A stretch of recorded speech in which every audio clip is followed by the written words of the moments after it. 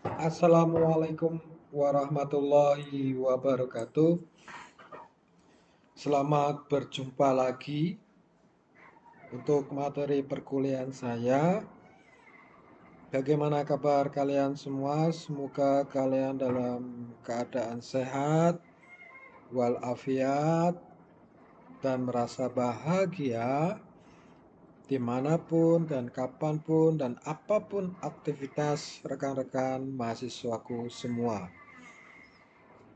Rekan-rekanku mahasiswaku semua, pada materi ini kita akan ngaji bareng lagi mengenai iman dan pengaruhnya bagi kehidupan. Iman dan pengaruh bagi kehidupan kita pribadi menuju kesalehan individu, sosial, profesi, dan masyarakat. Tema ini sangat menarik ya, bila kita kaji lebih mendalam dan komprehensif ya, apalagi ketika saya kalian mengimplementasikan apa yang kita ngaji bareng pada materi hari ini. Karena apa?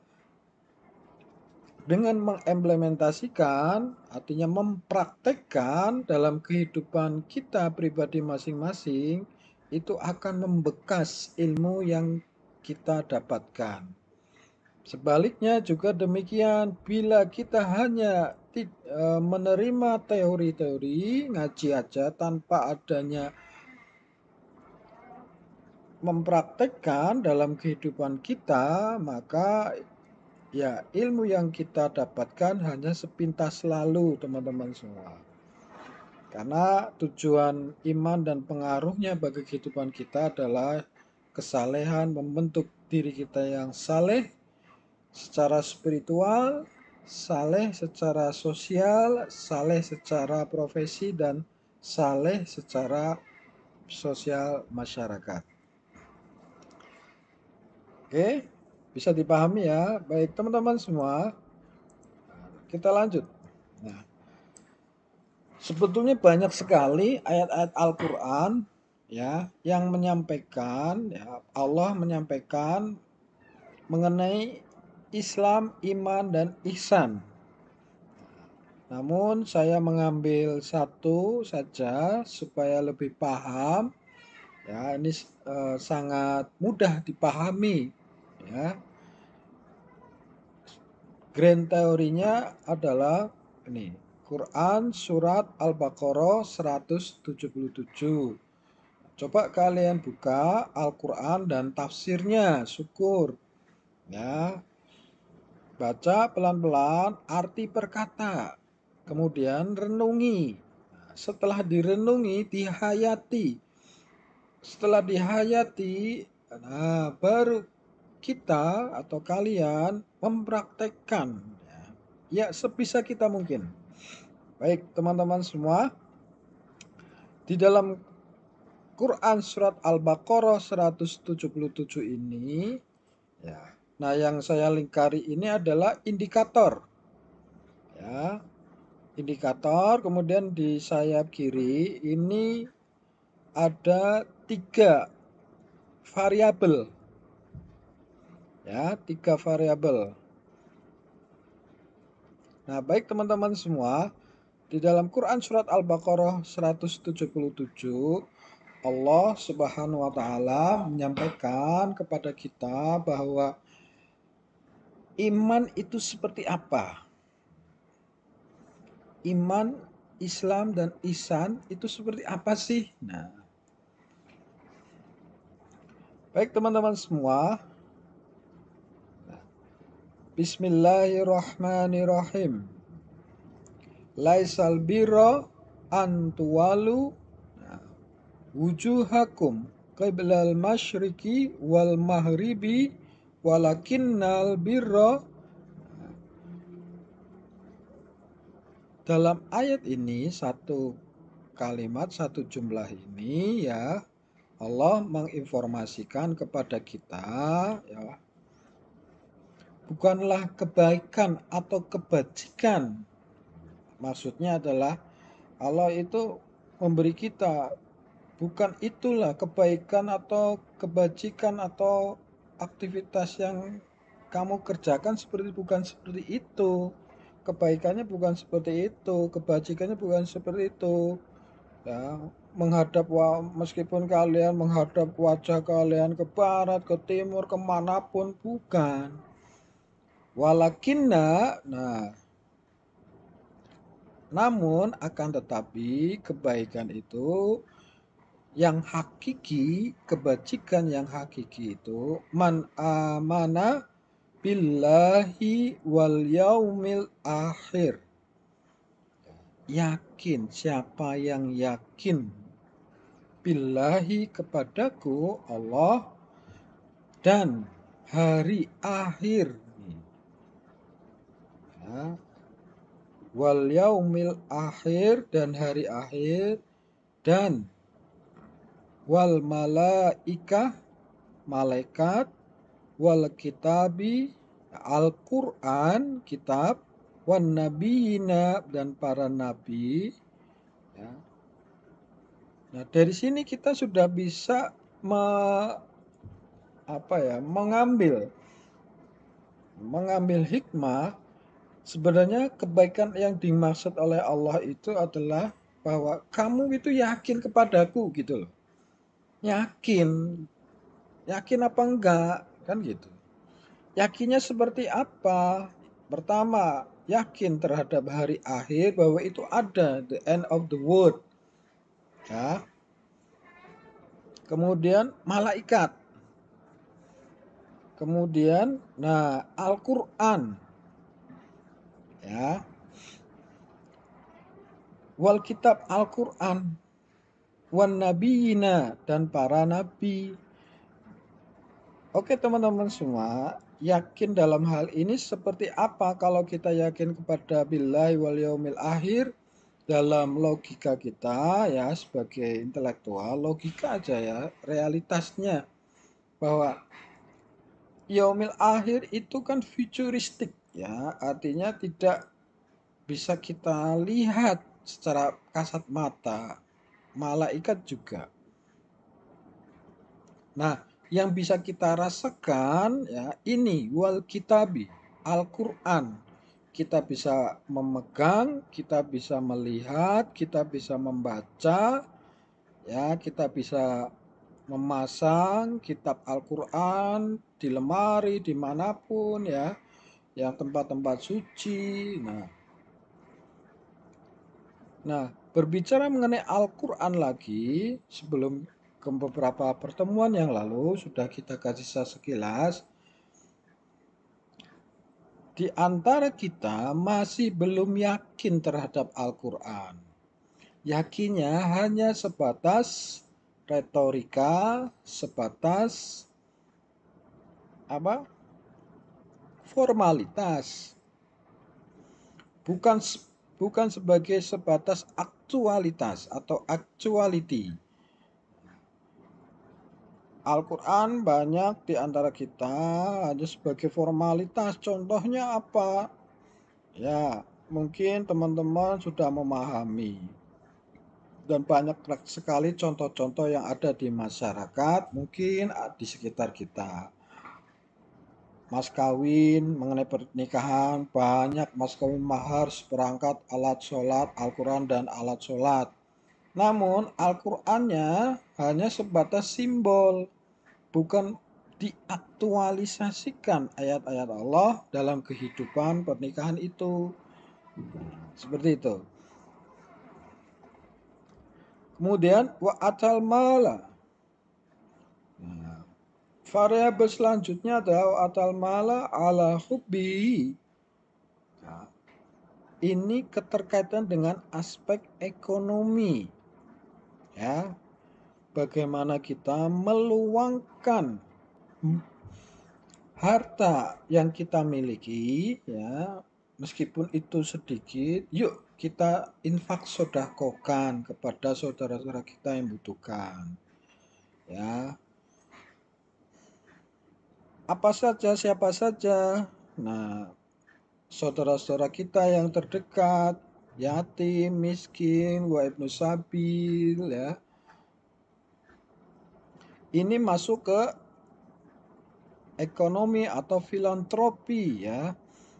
Nah, kemudian dalam aspek sosial ini juga, nah, kita membantu saudara-saudara kita meskipun kita nggak punya duit, nggak punya fulus, sebisanya lah kita membantu orang ketang 1.000, 500 perak, apa syukur bisa melebihi yang kita punya.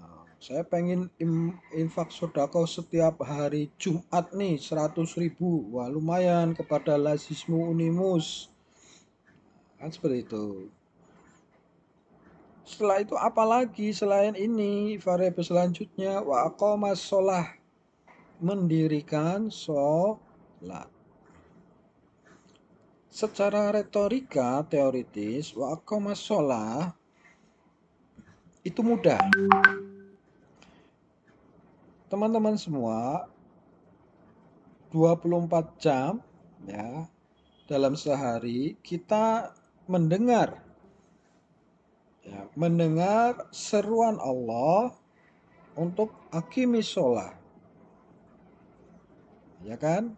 Apa itu? Azan. Ya termasuk saya juga, ya, ini sebagai kritikan buat saya pribadi juga, buat semuanya juga.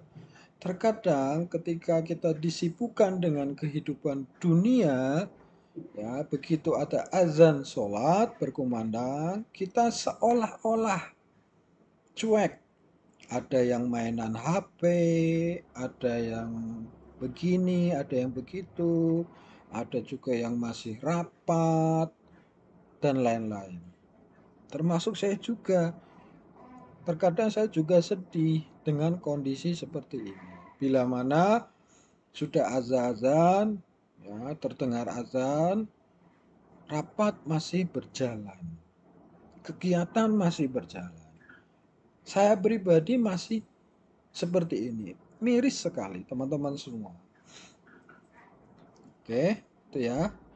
Wa'atu zakat. Nah, wa'atu zakat ini menunaikan zakat. Ini pada variabel ekonomi selanjutnya. Ya. Kemudian pada variabel selanjutnya ini yang terberat apa? Yang paling berat buat diri saya, buat diri kita, buat diri kalian nih. Sabar. Sabar dalam apa teman-teman semua? Sabar ketika kita tertimpa musibah. Ya, terutama musibah ekonomi. Ya, musibah kita bangkrut. Atau ada yang punya usaha, kemudian bangkrut, kemudian miskin, melarat. Wah itu luar biasa. Saya pun belum sanggup. Ya, teman-teman semua. Ujian terberat, ya ujian terberat bagi manusia, ujian terbagi ya kita lah, golongan iman-iman yang lemah, itu ekonomi, ya ekonomi teman-teman semua. Ketika kita ditimpa musibah, ya, iman kita itu lemah. Bukan sebaliknya, ketika kita ditimpa musibah, iman kita semakin naik. Itu luar biasa, sangat luar biasa. Teman-teman semua, rekan-rekan mahasiswa semua, al-ba'si wadoroi. Nah, ini musibah, melarat, miskin, ya, yang menimpa kita, namun kita tetap sabar. Kita tertimpa melarat, kemiskinan, ya, subhanallah itu kalau sabarnya, wah hebat. Saya angkat topi. Kehidupannya dari awal mulai stabil. stabil, naik-naik, sejahtera nih. Wah, hidupnya enak banget nih. Setiap hari itu ada fulus. Setiap hari apa yang kalian minta ada. Sama orang tua ada. Kalian minta ini dikabulkan. Kalian minta itu dikabulkan. Ada, selalu ada. Namun kehidupan ini yang perlu kalian ketahui bahwa hidup itu naik dan turun. Rekan-rekan mahasiswaku semua, bahwa kehidupan yang kita rasakan, yang kalian rasa saat ini, saya dan kalian juga, itu adalah sebagai fata morgana. Artinya apa?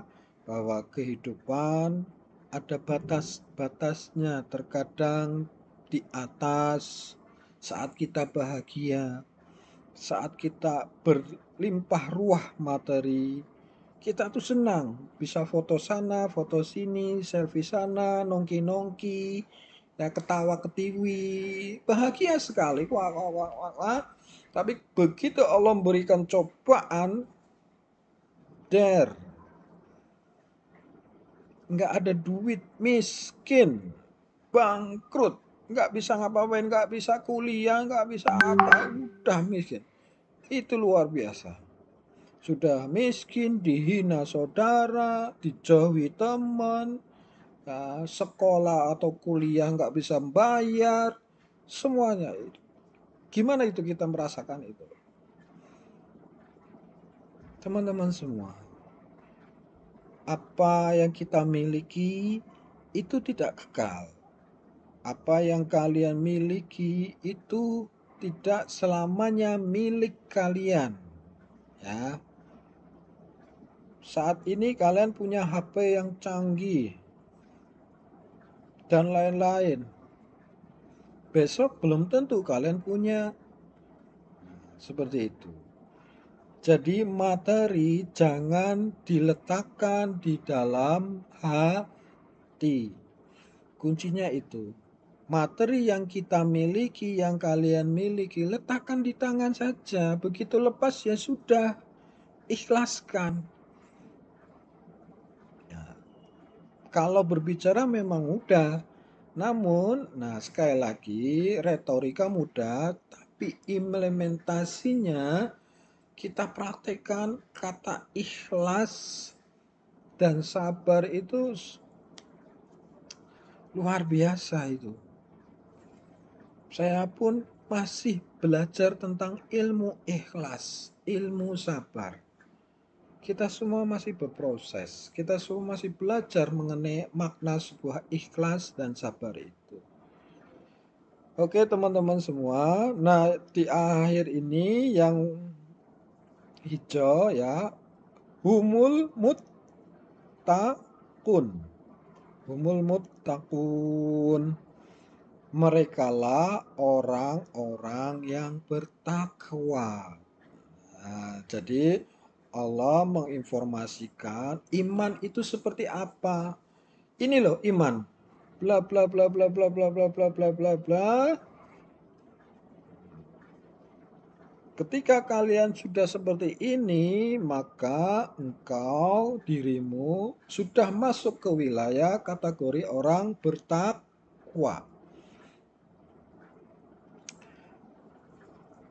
Bisa dipahami ya? Nah, baik teman-teman, takwa, istilah takwa.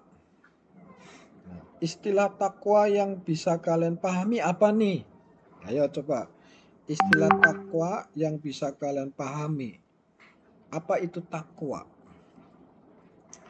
Baik, takwa yang mudah dipahami adalah seperti saudara kita pada sholat Jumat, khatib-khatib menyampaikan, ittaqullah haqqa tuqatih wala tamutunna illa wa antum muslimun.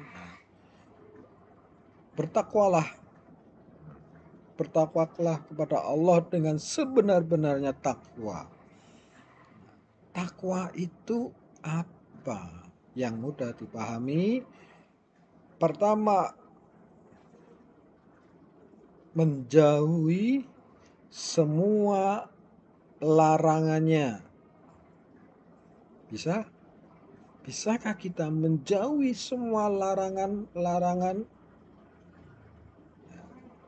Coba pikir, larangan terkecil aja dari Allah itu apa dalam kehidupan kita masing-masing? Dalam kehidupan kalian, Allah melarang ini, Allah melarang itu, tapi kita masih melanggar, baik sengaja maupun tidak disengaja. Kemudian yang kedua, perintah Allah apa? Melaksanakan semua perintahnya. Ayo. Melaksanakan semua perintahnya. Bisa? Sejauh mana kita atau kalian melaksanakan semua perintah Allah? Dari hal mulia yang terkecil. Ayo. Nah, itu makna arti dari takwa yang bisa kita pahami. Jadi menjauhi semua larangannya, ya, kemudian melaksanakan semua perintahnya. Itu takwa, teman-teman semua. Nah, oke. Nah, yang warna merah ini saya masukkan ke dalam variabel arkanul iman. Apa itu arkanul iman? Mahwa arkanul iman? Rukun iman. Kemudian yang biru ini ya, yang biru ini masuk ke wilayah arkanul Islam. Rukun Islam. Rukun iman ada berapa? Rukun Islam ada berapa? Yo. Jangan kebalik-balik ya. Rukun iman ada 6. Rukun Islam ada 5. Nah, coba ingat apa saja urutannya. Rukun iman yang pertama 2, 3, 4, 5, 6. Rukun Islam 1, 2, 3, 4, 5. Nah, apa itu? Oke, bisa dipahami ya teman-teman semua bahwa ini merupakan grand teori Islam, iman, dan ihsan. Mahwal iman? Jawabannya ada di sini. Ya. Oke, next lanjut.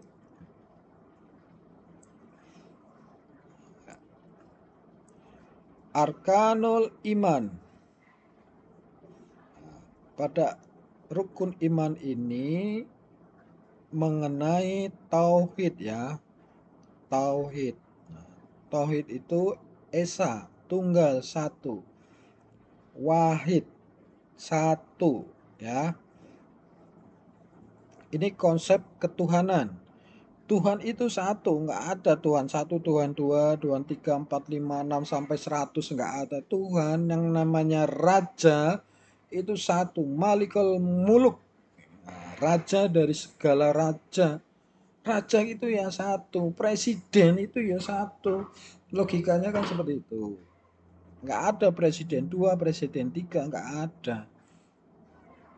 Oke, bagaimana mentauhidkan kita kepada Allah? Nah, ini termasuk iman. Iman dalam hati, yakin dalam hati. Kemudian ya, lisan dan perbuatan. Nah, ini masuk ke wilayah konsep tauhid rububiyah, uluhiyah, asma wa sifat.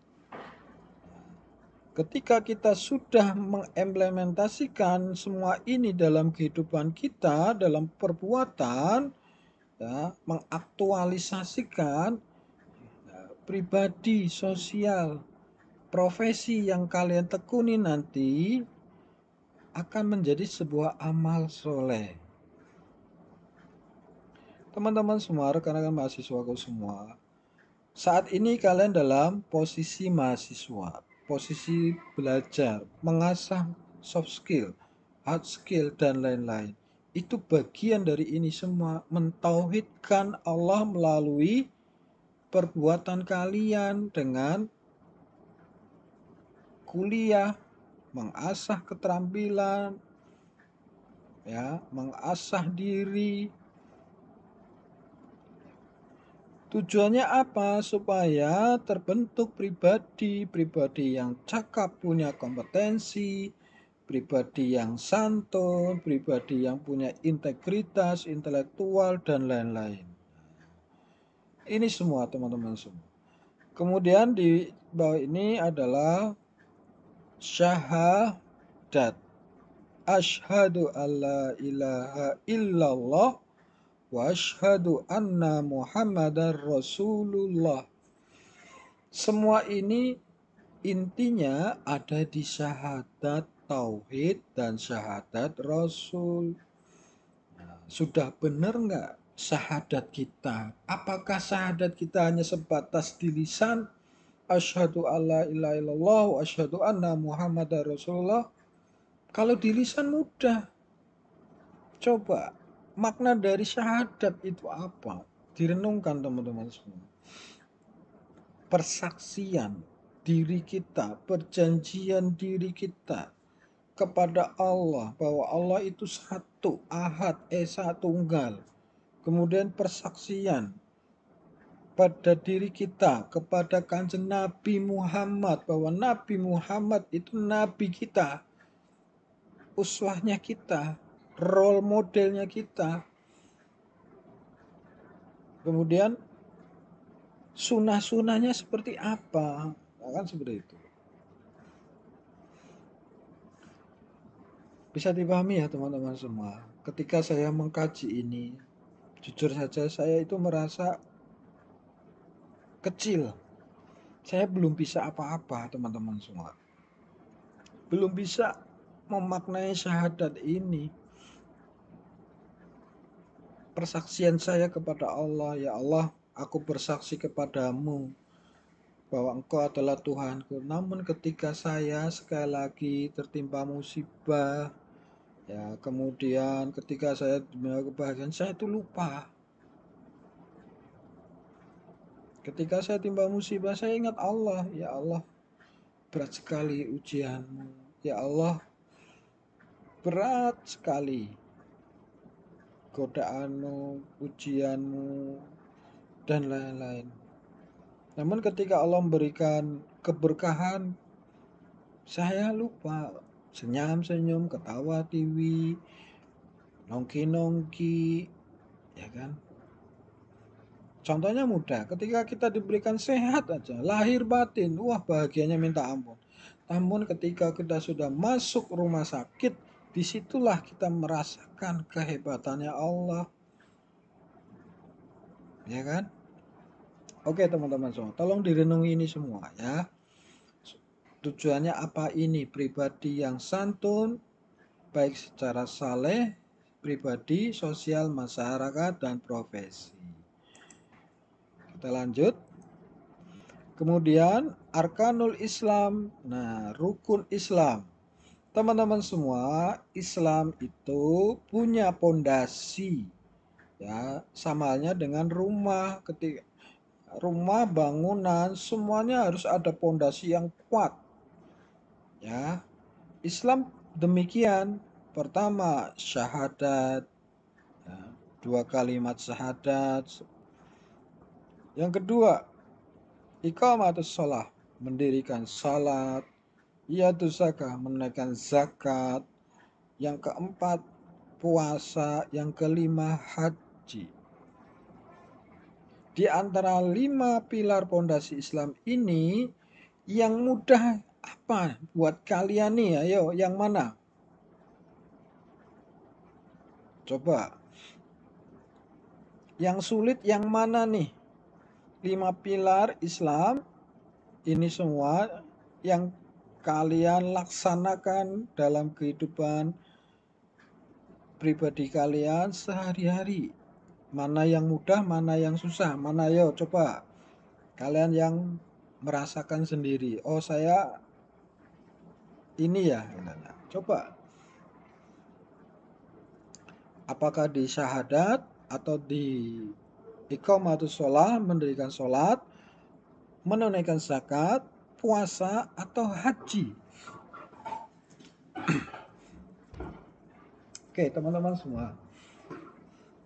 5 pilar Islam ini ya bisa dikatakan berat maka berat. Bisa dikatakan mudah maka mudah. Kok bisa? Bisa. Syaratnya adalah niat kita. Niatmu ngendi? Niatmu ora lurus. Niatmu itu nggak benar. Maka semuanya juga nggak benar. Ketika niat kita benar, maka semuanya juga akan benar. Ya, kuncinya ada niat. Oke, baik teman-teman, semua kita lanjut. Ya, slide terakhir ini adalah bagian integrasi antara iman, Islam, dan ihsan. Ya, iman faith, ya, Islam submission, ihsan karakter. Ini semua adalah bagian dari akidah kita. Kalau iman orangnya mukmin, kalau Islam muslim, kalau ihsan muhsin. Mahwal iman sudah, mahwal Islam sudah, mahwal ihsan. Apa itu ihsan? Ayo. Ada yang tahu ihsan? Ihsan jika pada saat ini zaman sekarang itu seperti CCTV. Ayo, bisa menerjemahkan CCTV? Ihsan itu apa? Aku melaksanakan beraktivitas apapun, dimanapun, dan kapanpun itu, Allah itu selalu ada. Ada juga yang menganekdotkan, menganalogikan,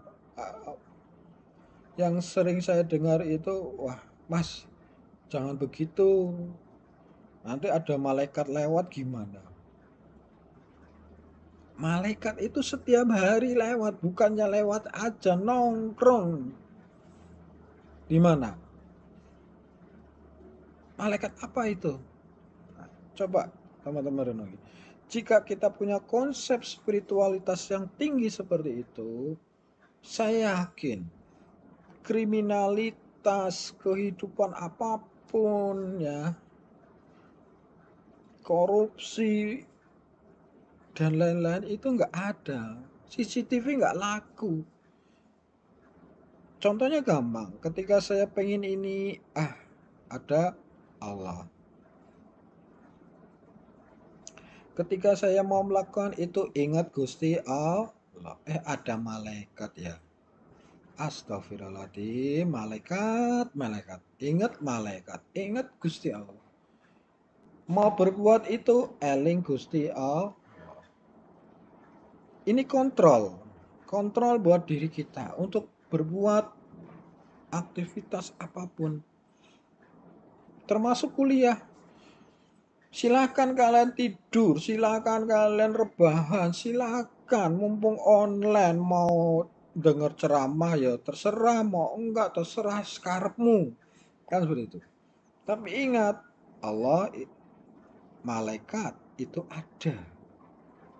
Nah, jika sudah seperti ini, teman-teman semua, kita akan terbentuk pribadi yang luar biasa. Saleh spiritual, personality, dan profesi diri kita masing-masing.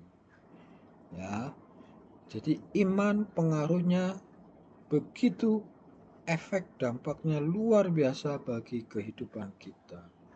Demikian perkuliahan pada hari ini. Semoga saya bisa mengambil ibrah hikmah dari pertemuan kita kaji bareng-bareng. Semoga saya pribadi menjadi yang lebih baik ya.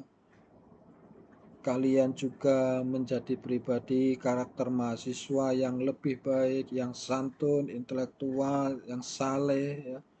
Tidak hanya saleh secara formalitas, tapi saleh dalam hal kebermaknaan. Demikian saya ucapkan Assalamualaikum warahmatullahi wabarakatuh.